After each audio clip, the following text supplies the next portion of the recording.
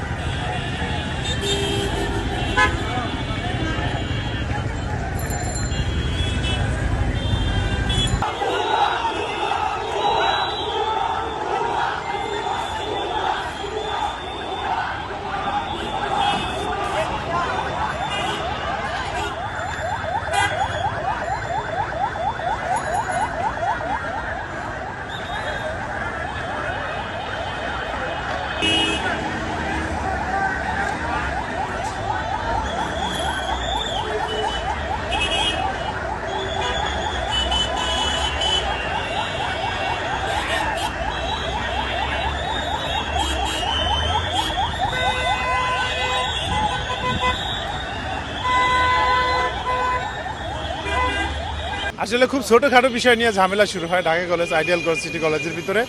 তো ওই ফেসবুকে এরা লেখালেখি করে, তো ওদের কলেজের বিভিন্ন ধরনের ফেসবুকের গ্রুপ ট্রুপ আছে।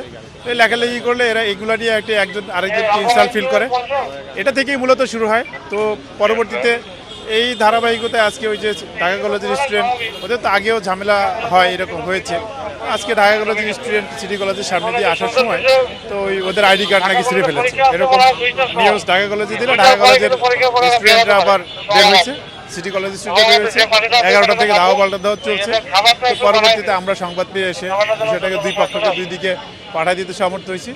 তো ঢাকা কলেজের ভিতরে চলে গেছে, সিটি কলেজের ভেতরে চলে গেছে। পরিস্থিতি এখন শান্ত আছে, কোনো ঝামেলা নেই। ছোটোখাটো খুব তুচ্ছ-তাচ্ছিল্য বিষয় নিয়ে যাওয়া আসা, বাসে ওঠা বসা, কোচিং এর বিষয়, বিভিন্ন কিছু নিয়ে।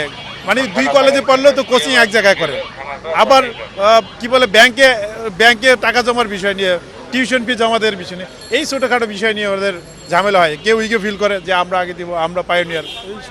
আবার আসা যাওয়া ঢাকা বাসে ওঠা নামা নিয়ে